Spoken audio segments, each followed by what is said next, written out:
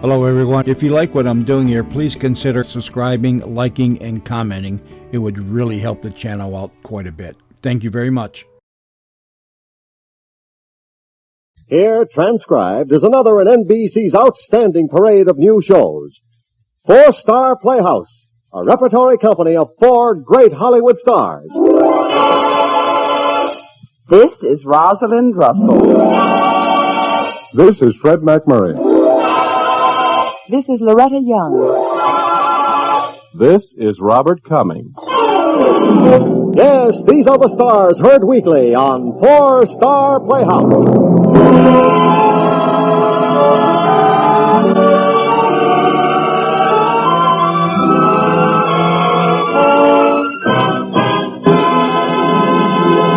Ladies and gentlemen, one of our 4-star players and star of tonight's play, Miss Rosalind Russell.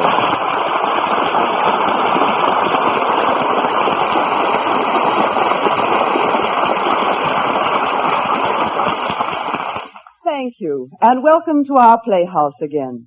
Every Sunday evening at this time, Fred McMurray, Loretta Young, Robert Cummings, and I appear in new dramatizations of stories selected from Cosmopolitan magazine. Stories by the world's leading writers of popular fiction. Tonight you'll find me playing the part of Judy Norris, a musical comedy star who finds a cure for the nerves that are part of the price of her success. You'll be relieved to hear that I don't sing. It's our new approach to musicals, no music, except chin music. Good talk, that is, and lots of laughter, we hope. Now here is Robert Carson's taut comedy, Paradise, USA.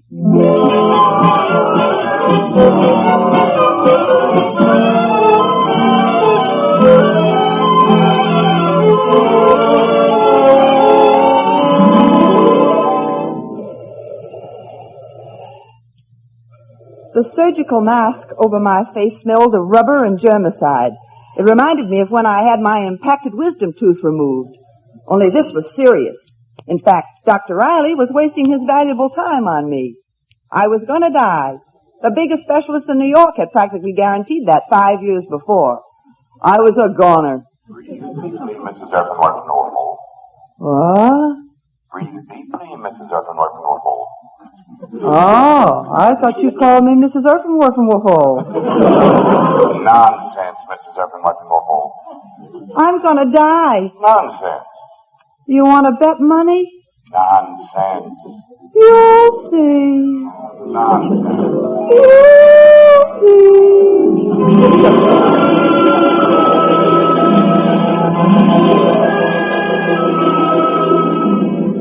I didn't have much longer. I tried remembering things. I had to remember everything quickly and live it all over again quickly, in case my memory didn't exist where I was going.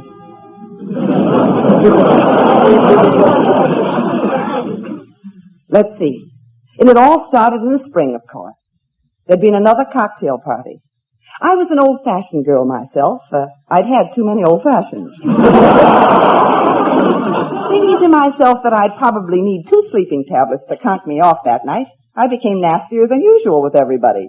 I was munching moodily on $3 worth of caviar when the crew haircut with 6 feet a man underneath it sat down next to me. Hello. And goodbye. Who are you? Both of you, depart. Go away. Both of them. Either you are identical twins or I need glasses. Or have I had too many glasses? I'm just Paul Terrace, and you've had too many glasses. I'm Judy Norris, and make of it what you will. I've heard the name. I invented the electric light. Didn't I hear you sing in Oklahoma? No, I've never been west of the Mississippi. Oh, no, I mean the musical comedy Oklahoma. Only it was Tennessee. You danced a little. You sang a lot, off-key. You go home. No, you sang in a brassy, unusual voice. I liked it. I know. It made you think of your boyhood days in your father's sawmill. But I get $2,000 a week for singing that way. Is that bad? You ought to eat. Let's go someplace. To sober me up, I presume, huh? No, so I can sit and look at you. You're so lovely. Eating? Any old way. Oh, all right. And I may yet invent the electric light. Then I'll be able to see where I'm going. Wholesale.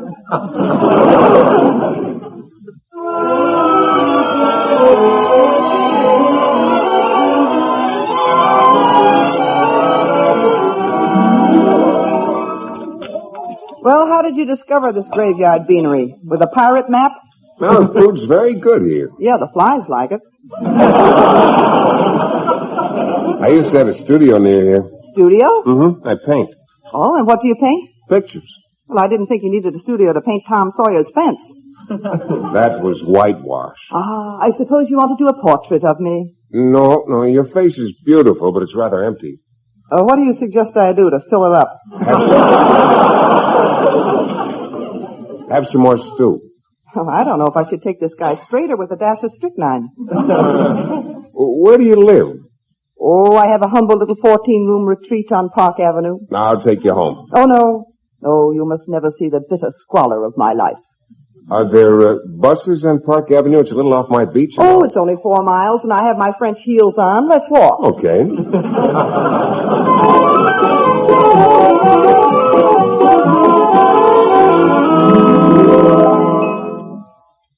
Hey, nice apartment you have here. Not bad for $1,000 a month. Nice place. I'm curious, nature boy. Aren't you going to make a pass? Who at? Well, I could call my maid. Very nice diggings. Now, here. look, you, I have a pain in my head. It's called migraine. They don't know what it comes from. But if I sit still and talk, I suffer more. So let's go to a newsreel theater, you and I, or you go home, huh? I'll go home. Shall we draw that up in treaty form? Tell me, are you working now? Well, I was in a show this season, but it folded. What about it? Well, I want to court you for a few days, but I'm strapped for money. Tell. Will you lend me $100? Well, I'm an expensive date. Why not make it $500? 100's enough. I'll pay you back the first of the month. Will a check be okay? Good as gold. Better. My gold sings in a brassy voice. Off key, remember? But thank you for your confidence in your dream girl, namely me. I'll pay you back first of the month. You said that. Do you always say everything? Twice, thrice, and thrice? Make the check payable to Paul Terrace. You know, you're a million laughs. I'll do it. Paulterris. How do you spell dollars? DOLL. Oh, thank you. Here you are now, my barefoot Romeo. Thank you. And if, dear one, it bounceth, think not that your love was false, but she has at other times ere now been stuck, but good. It won't bounce. And may I say, Mac, that never has the bite been put on me in quite so novel a fashion? To court me yet. Well, I mean it. You know, if you were tight for dough, why didn't you ask me straight out for a loan? I love you. I know. You loved me in Oklahoma, only I wasn't in it. You know, you need a guy like me. Not like you need that 100. And when, may I ask, may I look forward to seeing you and my century? Well, I'll ring you from New Jersey. I live there. Just reverse the charges. No, wait. Let's make a date right now. We'll save a toll call. Name the Boward Twisting Place. Meet me at 59th Street and 5th Avenue tomorrow at 1. Primed for lunch, or shall I come at? Well, I can't afford lunch and dinner. Just dinner. I'll buy you dinner. Oh, no, Buck. Let's live off nature. I know a couple of swans in Central Park. Huh? Oh, I'll see you tomorrow.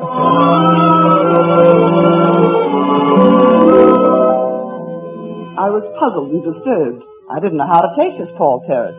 His calmness and patience, so unlike my own temperament, confused me. And yet it appealed in a strange way. I went to meet him on Fifth Avenue. Everything around me represented the New York battleground where I'd fought to fame and fortune, never relaxing a minute. But there was Paul Terrace, with his borrowed $100 and seedy air, looking pleased and at peace. He irritated me. We had a rousing time at the Metropolitan Museum of Art. I was footsore and peevish when Paul finally brought me to my apartment door. Won't you come in for a fraction of a second? No, gotta get back to Jersey and get my sleep. Well, you picked the right place for it.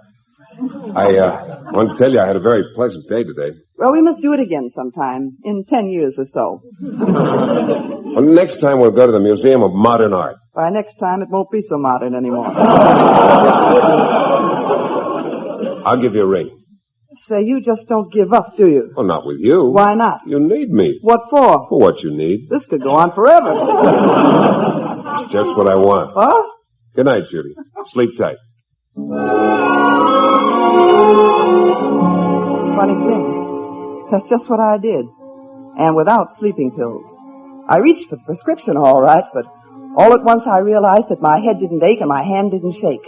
I put down the bottle of pills and turned out the light, and the Sandman crept into the room and slugged me. Boom! For the first time in years, I slept dreamlessly all night. But in the morning, my agent Jerry Malone came in to dangle fame and fortune to me again. Judy, you've got to like this. It means fame and fortune. You mean heartaches and insomnia? Music by Rutgers and Malletberg, dancing by Alistair Tho. You in it. How can it miss? It can't. But if it does, it's my second flop in the same season, and I bruise easily. Now, Judy. No, Jerry. No, Jerry, no, Jerry. Look, what's Mary Martin got that you haven't got? South Pacific and Ezio Pinza. Next question. You can't stay away from Broadway too long, kid. Oh, no, I know. No, say you'll think about it. I'll think about it. Thanks, Judy. Well, I'll get in touch with you at the end of next week. Oh, Jerry. Yeah? If you see a long, sad guy sitting down in the lobby named Paul Terrace, send him up, will you? He solves things for me.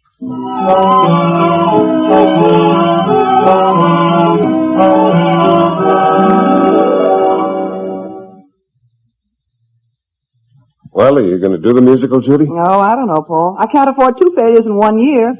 What do you do? I don't know. Might go to California, pan gold. Oh,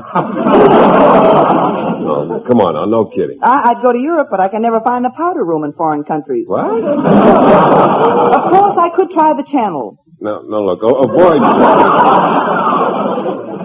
Save him, honey. Stay here. If I stay here, somebody will put me to work, and my head will ache again. Not necessarily. Inevitably. Not if we get married. Married? You to me to you? Why not?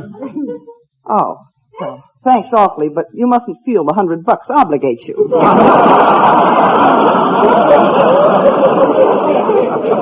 I love you. You say that as if you were giving the correct time. But I do.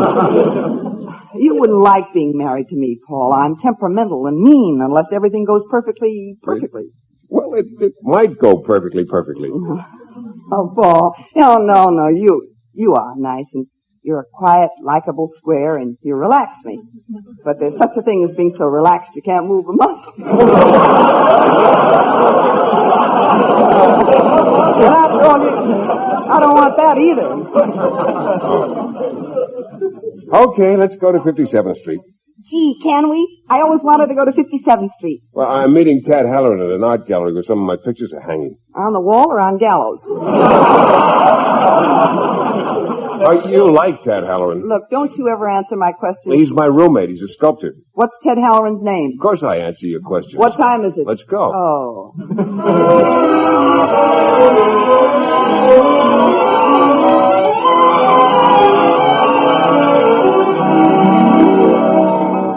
Well, Miss Norris, where did Paul ever find you? He blew a moose horn, and out of the woods I did plunge. I saw her in Oklahoma. There are no meese in Oklahoma. But you mustn't come to art galleries, Miss Norris. May I call you Judy? You mustn't come to art galleries, Judy. You make art look uncouth and ugly. Ah, that's sweet of you, Halloran. But how much could anyone louse up a painting like, say, that accident hanging up there on the wall? I painted that. Blindfolded? It's one of Paul's abstract things. Don't you like it? Oh, well, I'm getting used to it. Well, let me explain it. No, Paul, let me guess. She's wonderful, Paul. Now, tell me, Paul, how much are you asking for that mishmash up there? $50. $1,000. Sold to the beautiful patron of arts for 1,000 seeds. Where do I make out the check? Now, Judy, I won't let you buy that painting. Paul, are you nuts? Think of all the groceries that'll buy it. She is not buying that painting. But I love it. She loves it, Paul. I love food. You love her. Perfect. And I'm going to marry you. Huh? What? We're getting married. What? Congratulations, Mr. and Mrs. Paul Terrace. Wow. No. Now, look, I was married once to an actor. We were both infatuated with him, but my infatuation didn't last. Now, I don't want to try it again. Now, is that clear? Perfectly. Let's go, Judy. Where? To get a marriage license. Now, wait a minute, Paul. Marriage is a big step for a girl. It's a big step for a boy, too. Are you sure you want to take it? I'm sure I want to take it, and I'm sure you ought to take it. But Now, you come on, my car's outside. Oh, well, kill or cure.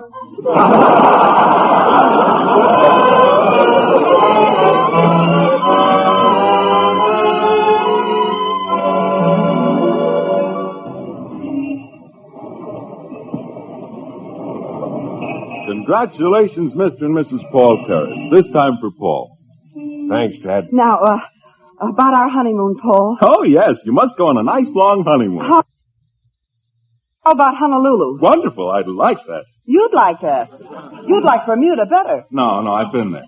We're going to New Jersey. Oh, Paul. Paul, have you ever been to Niagara Falls? Yes, I have. I haven't. Good, you go there. We are going to Paradise, New Jersey, where I live. Where we live, Paul. We? Well, don't be stuffy, Judy. You're going to love being our wife.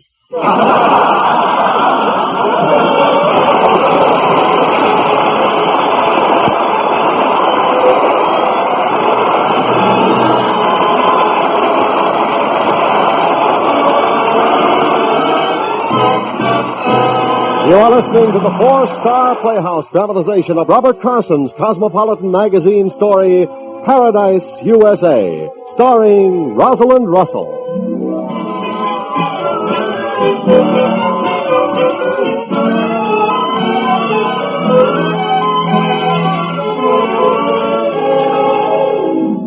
We went to live in Paradise, New Jersey. All three of us. Paul painted, Ted sculpted. Ted wasn't a bad fellow after all. In fact, he was gay and charming and quite insane, and a good tonic for my several bad moments in Paradise. I used to bring him coffee and crackers while he was at work, and we talked at length, sometimes even making sense. Good coffee. Thanks. One of the many rewards of marriage. Well, why not try it yourself? I can't get married. Got to have a girl. Well? I always just seem to miss the boat. Well, don't go by boat. Take the train. You know, I might. Well, I got to finish this head. Ted, how long have you known Paul? I met him right after the war. Is he a good painter? He was a great one once. Well, what happened? Clashed with another painter named Adolf Hitler. The bomber crashed and he almost lost his right arm. Oh. And he had to learn to paint all over again with his left arm. Oh, he never said a thing about that to me. Oh, he'll start clicking again. Just wait. You like him, don't you? I like him and everything about him. Thanks. And if Paul weren't the nice guy he is, Yes? I wouldn't be the nice guy I am, or seem to be, to new and superficial observers. Now beat it, kid. Posterity is waiting for this marble I am hewing. Well, hurry then. Take the train.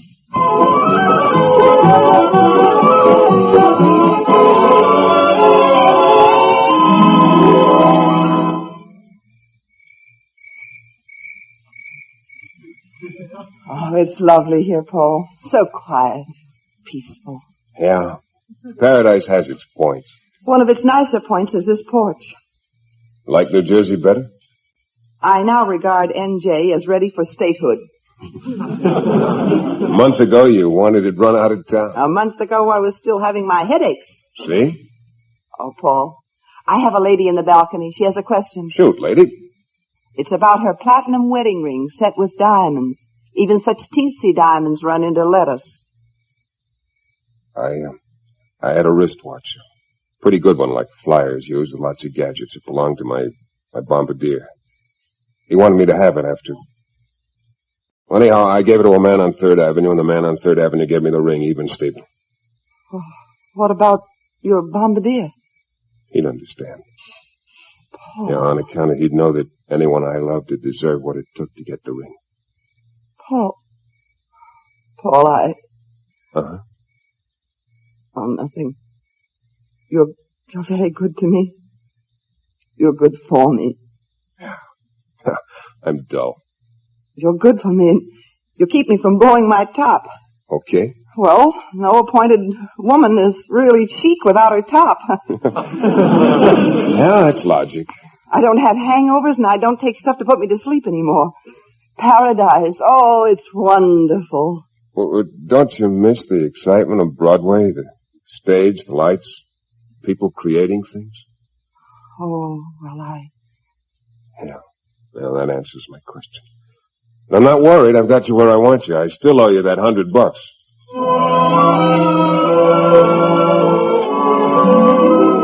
Spring deepened into summer. Paul began to paint portraits in his spare time. And he began to paint mine, too. New York jitters, sleepless nights, cocktail parties. They were far, far away. And then one day, the serpent entered paradise. My agent had a great new musical for me. At first, I didn't listen. My agent showed me my shrinking bank account. I heard applause again. I saw the rave notices. I thought of all I'd fought for, being abandoned. I said, go home, I'll let you know. I asked Tad for his advice. Coffee, Michelangelo? Thanks, Judy. Just set it down where I'm bound to sit on it. Oh, how's it coming? 2 more weeks and some lucky fellow will have an original Ted Halloran for his tombstone. Tad, people like us, painters, sculptors, actors, singers, we've got to paint and act and sculpt and sing, haven't we? Tad, haven't we? They've been talking to you. I've been asked to do a show. Yeah, I saw the car drive over that character. Oh, what'll I do? No, ask your husband, Judy. Oh, I know his answer. It'll give you a headache. Life gives you a headache. Tell me what to do. I can't, Judy. Paul's my friend and Paul's your husband. He makes the jokes where you're concerned. Oh, if he'd only be more like you about these things. Those are hard words, Judy, for Paul and me. Tad. Yeah. Nothing. We all have our work and our own minds to make up. Well, thanks for the coffee, Judy. Back to work I go.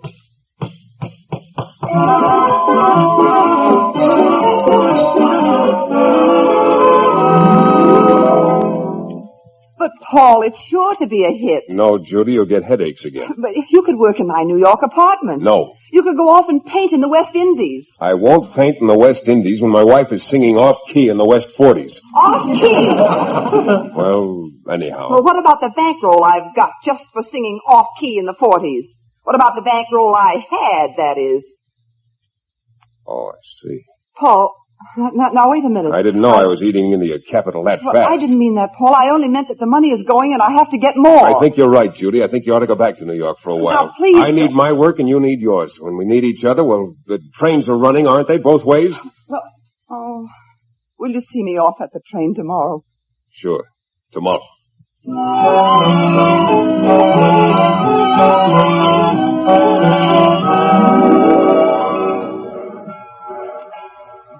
Paul didn't see me off. Paul didn't feel well, he said. Tad saw me off. Just before the train pulled out, he handed me a roll of bills. Paul gave me this to give to you. $100, he says he owes you.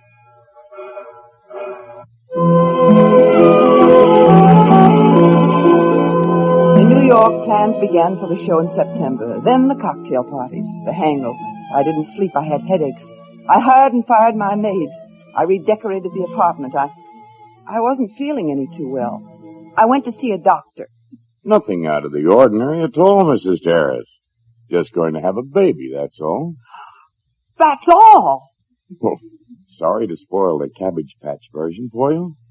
Doctor, the biggest specialist in New York, said I could not have a child, that it would kill me. Perhaps that's what you wanted him to tell you. But he was the biggest specialist in New York.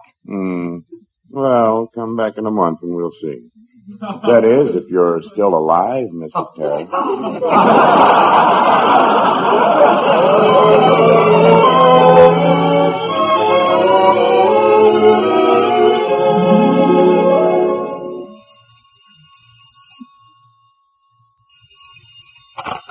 Yes?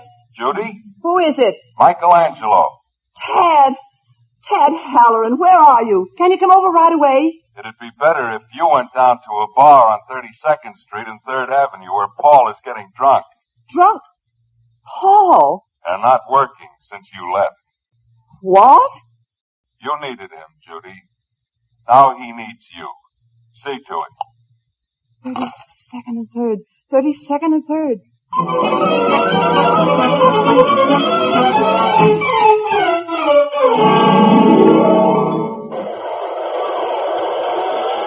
Paul! Oh, Judy. Oh, Paul, darling. Tad just phoned me. Television. Base is full. Now, Paul, you mustn't do this. Now come with me. I've discovered my right arm can lift a glass, and it's great. Oh, dear. This may not be the time or place to say this, but I'm going to have a baby. I'm going to have another bourbon. Baby? We could go back to my apartment. When? Right now. Right now? You can't have a baby right now. No, Paul. No. Joe, hot water, towels, put plenty of hot water. Paul, you don't understand. Hot bourbon, there's scalpels, towels. Paul, it's not for a long time. The alcohol, vermouth, and 2 olives. Oh, The ambulance. now, get out of here. I don't want my baby to look like a martini. Come on.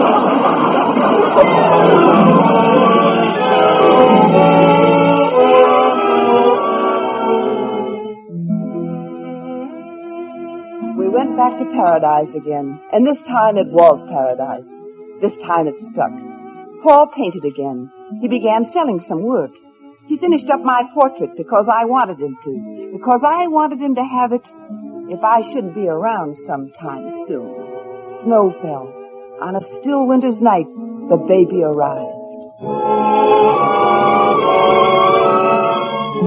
Of course, everything went wrong, just as the big New York specialist said it would. But the doctor let Paul in to talk to me for the very last time on Earth. Only a moment, Mr. Terrace. Oh, thank you, Doctor. Judy. I'm sorry, Paul. Oh, what for? I did love you. You've got to believe that. I know. Keep the picture, Paul. Always keep it. Of course. No, you must forget me. Forget you? Yes. Yes, you must. Forget you. Yes, please. Forget you. You must. Forget. Yes. There. That does it, Mrs. Erpenway from Wolfville. How are you, Mrs. Erpenway from Wolfville? Oh, me? Well, how do you feel now, Mrs. Erpenway Terrace? I'm dead. Hiya, Judy. Paul. Hi. You dead too?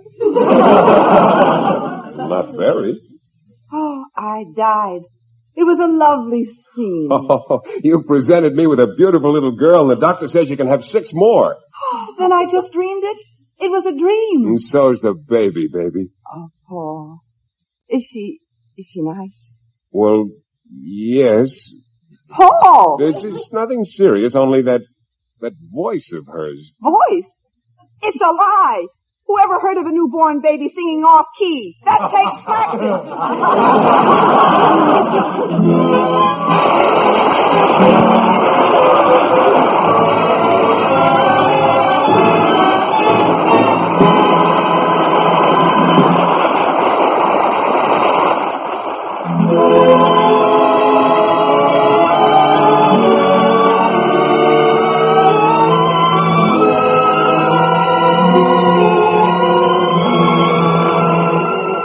You have been listening to Four Star Playhouse, tonight starring Rosalind Russell in Robert Carson's story, Paradise, USA, adapted for radio by Milton Geiger. Ira Grossell was featured as Paul. Others in the cast were Shepard Menken, Dan O'Herlihy, and Ken Christie. Four Star Playhouse is directed by Warren Lewis. Music composed and conducted by Albert Harris. Portions were transcribed. Rosalind Russell will soon be seen in the Columbia Pictures comedy Tell It to the Judge. Each week at this time, one of our four-star players, Rosalind Russell, Fred McMurray, Loretta Young, and Robert Cummings, will be heard in a special adaptation of a popular fiction story selected from Cosmopolitan magazine, written by the world's foremost fiction authors. Next week on Four Star Playhouse, Loretta Young will be starred in Virginia Faulkner's delightful comedy, Once Upon a Horse.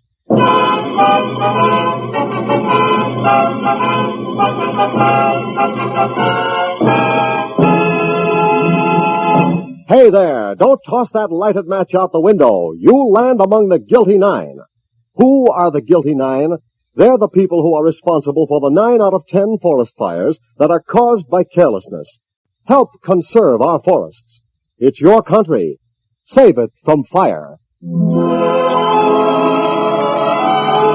Don't miss the biggest and funniest radio show of the year. Next Tuesday, NBC is giving a party honoring Fibber McGee and Molly's 15th anniversary on the air. Just listen to the guest list. Bob Hope, Jimmy Durante, Perry Como, Dennis Day, Robert Young, Irene Dunn, the great Gildersleeve, William Bendix, and many other NBC stars. Of course, Fibber McGee and Molly will be along too. So we repeat, don't miss this full hour show of shows next Tuesday night, heard on NBC. Now, stay tuned for the premiere of Theater Guild on the Air. This is NBC, the national broadcasting company.